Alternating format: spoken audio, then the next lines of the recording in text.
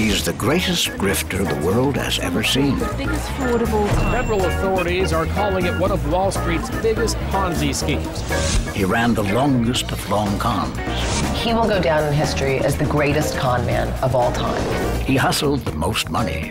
It was all a fraud. It was all one big fraud. And his marks included millionaires and movie magnates, as well as thousands of ordinary victims all over the globe. He was an equal opportunity thief, and he didn't care whose money he took. He should have been on the Shakespearean stage.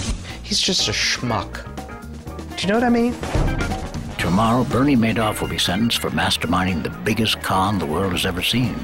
He is destined to spend the rest of his life in jail, and because he's not talking, many of his secrets will be locked away with him. But how did he do it? They look for their marks, their victims, to be someone looking for something for nothing. And how did he manage to fool so many people for so long? If something looks too good to be true, it probably is. Everyone wants something for nothing. You just give them nothing for something. Madoff's clients thought they were getting steady returns with very little risk. In reality, they weren't getting any returns at all. All Madoff was doing was giving investors their own money back. It's called a Ponzi scheme, and it's one of the simplest cons there is. In a Ponzi scheme, the grifter persuades his marks or victims to part with their money by claiming that he has a wonderful new investment strategy producing a great rate of interest. In fact, the con man isn't paying interest at all. He's just slowly giving his victims some of their own money back and living the high life with the rest. More and more money comes in as new generations of victims hear about the apparently high returns.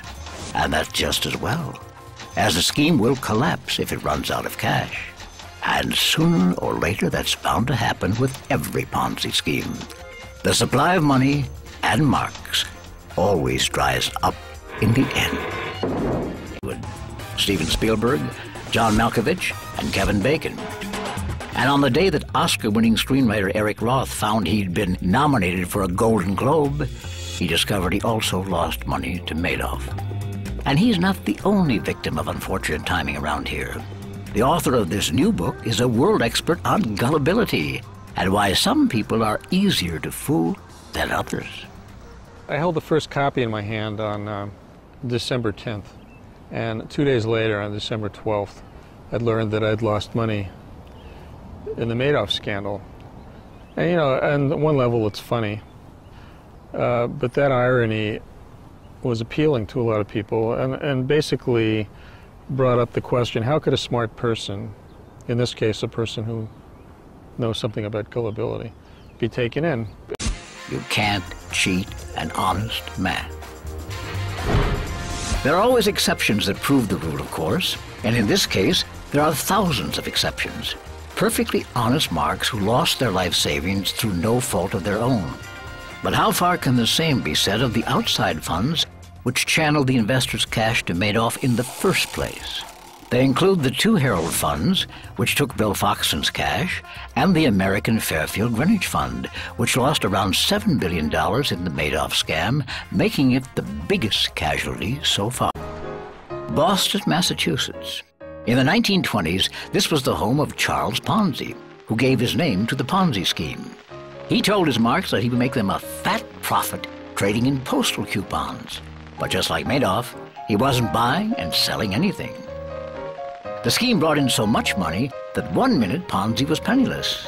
The next he was able to buy this luxury home in a Boston suburb outright. Mark Mathosian is a fraud investigator who has studied Charles Ponzi and has brought several Ponzi fraudsters to justice. Charles Ponzi, in the height of his fraud, brought in vast amount of money. Within a 9-month period, he brought in something like $15 million from thousands of investors, and he took the money and he spent it very quickly and purchased beautiful homes. This is probably one of the smartest homes outside of Boston. He had gold-handled walking sticks. He wore diamond lapels in his collar. He was just a man that knew how to take the money in and spend it just as fast as he got it. The Madoff fraud in particular is described as a Ponzi scam. Are they actually quite common in the modern day? Absolutely.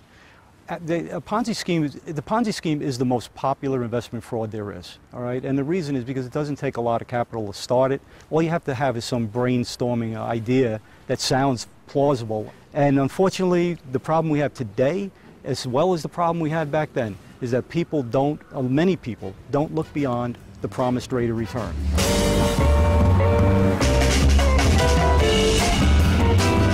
Bernie Madoff needed more and more money. So he ensnared another wealthy group of marks to keep his Ponzi scheme going. Madoff took it even one step further, which quite frankly was brilliant, and went to the charities. Forensic accountant Ken Yormark investigated what at the time was the biggest Ponzi scheme America had ever seen. He knows just how useful charities are to Ponzi perps. Now, if I'm a charity and I have $100 million and I give it to an investment firm, I'm never going to want to see that money again. I don't want that principal back. I just want to be able to fund my endowment and know that I'm going to get a stream of income over time that's going to allow me to do the kinds of things I want to do with my charitable organization. The list of charities reads like a who's who of Jewish philanthropy. The highest profile was the humanitarian foundation set up by Nobel Peace Prize winner Elie Wiesel. It was cleaned out of all of its $15 million worth of assets. They should have been able to shut him down. One person knew something and went in confidence to the regulator, the Securities and Exchange Commission. But the SEC repeatedly dismissed the fraud allegations of analyst Harry Markopolos without properly investigating them.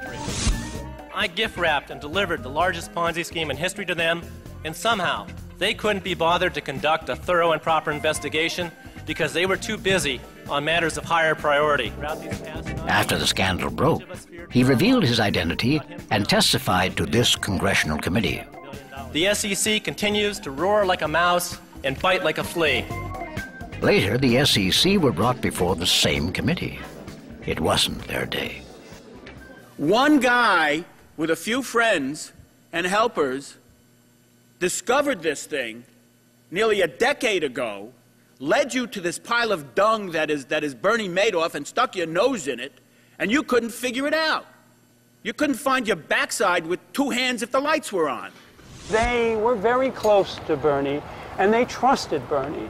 And they, you know, the best sort of light to put on this is that that trust that Bernie managed to create with the Securities and Exchange Commission blinded them.